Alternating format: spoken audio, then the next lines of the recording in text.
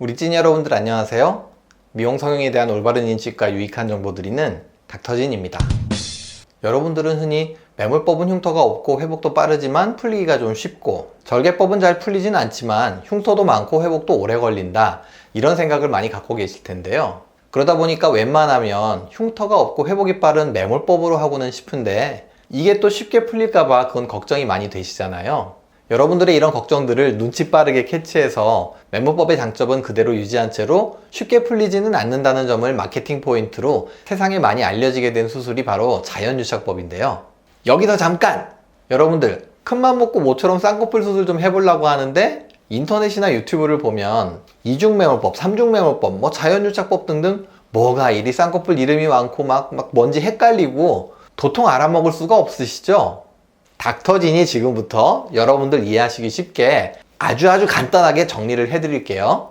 여러분들 자동차를 보면 자동차에는 승용차도 있고 버스도 있잖아요. 쌍꺼풀 수술이라는 것을 이 자동차라는 카테고리에 비유를 하면 매몰법이냐 절개법이냐 하는 것은 이게 승용차냐 버스냐 이런 차이라고 생각하시고요. 이중매몰, 삼중매몰, 자연유착법 등등 이런 거는 이 자동차가 승용차 중에서 벤츠냐 BMW냐 아우디냐 이런 브랜드 차이와 같은 거예요. 결국 약간의 술기 차이만 있을 뿐 마케팅을 위해서 이름만 제각각 붙인 거란 얘기예요. 오늘 살펴볼 이 자연유착법이란 것도 그냥 여러 가지 매몰법 중에 하나이고요. 이건 공식적인 수술 명칭이 아니라 그냥 듣기 좋게 네이밍한 거라고 생각하시면 되세요. 이제 확실히 이해가 되시죠? 자, 그럼 다시 자연유착법으로 돌아가 볼게요. 제가 인터넷이나 유튜브를 살펴보니까 이 자연유착법에 대한 설명도 병원에서 운영하는 채널들끼리도 서로 많이 다르더라고요. 어떤 곳은 요즘에는 잘 사용하지 않는 비드법이라고 하는 방법을 자연유착법이라고 설명하는 데도 있고요. 어떤 곳은 이 실이 눈꺼풀을 관통하지 않고 요 눈꺼풀 안에서만 왔다 갔다 해야 자연유착법이다, 이런 것도 있고요. 이 수술명에 대한 설명들도 병원들마다 너무나 다르더라고요. 그러면 자연유착법이 왜 자연유착일까요? 자연적으로 유착이 만들어져서? 아니면 진짜로 너무너무 자연스러워서? 아마도 자연적으로 만들어지는 유착으로 인해서 결국 자연스러운 쌍꺼풀이 가능하다, 이런 의도로 이렇게 네이밍을 한 거라고 추측이 되네요. 하지만 여러분들, 이 자연유착법이란 이름은 사실 전혀 정직한 이름이 아니에요. 그러니까 앞으로는 이 자연유착법이라는 이름에 더 이상은 속지 마세요. 왜냐하면 이 자연유착법이라는 것은 실제로는 인공유착법이기 때문이에요.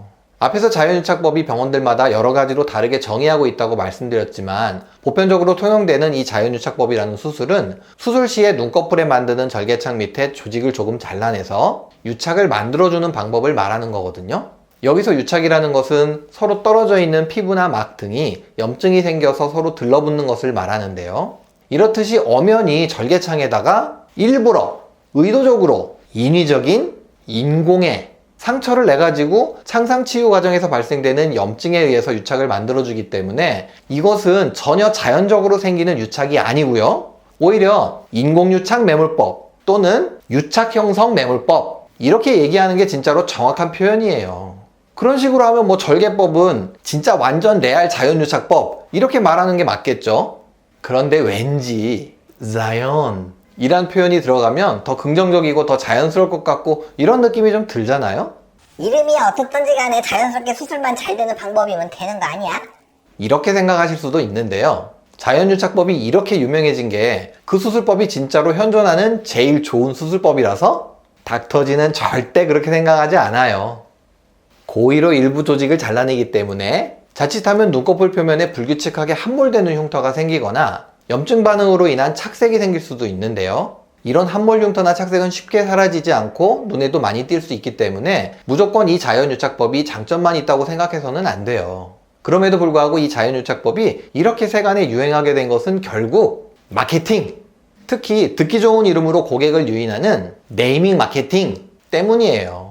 물론 의학용어로 된 복잡한 수술명을 여러분들이 이해하시기 쉽게 알기 쉬운 단어로 이름을 붙여주는 네이밍 자체는 이미 많은 병원에서 하고 있는 일이고요. 닥터진도 이 네이밍 자체는 좋은 면이 많고 큰 문제가 없다고 생각해요. 하지만 실제 수술 내용하고는 사뭇 다른 좀 더 달콤한 이름으로 네이밍을 해서 이것을 마케팅에 활용하는 것은 의료 정보를 독점하고 있는 의료 서비스 제공자로서 결코 정직한 모습은 아니라고 생각해요.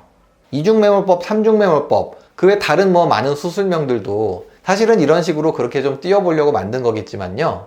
요거는 약간 그 이름 자체가 좀 가치 중립적이다 보니까 자연유착법의 자연이라는 단어가 주는 긍정적인 느낌이 여러분들한테 더 크게 어필을 하게 된 거죠.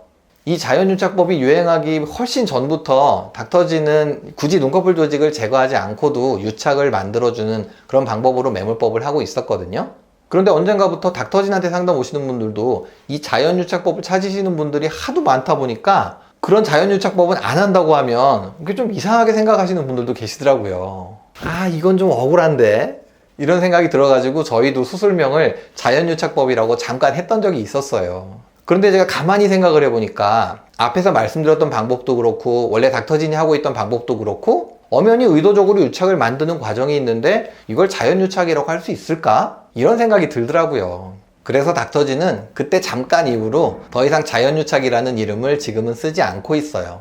다음에 기회가 되면 조직 제거 없이 유착을 만들어주는 매몰법에 대해서도 영상 한번 만들어 볼게요.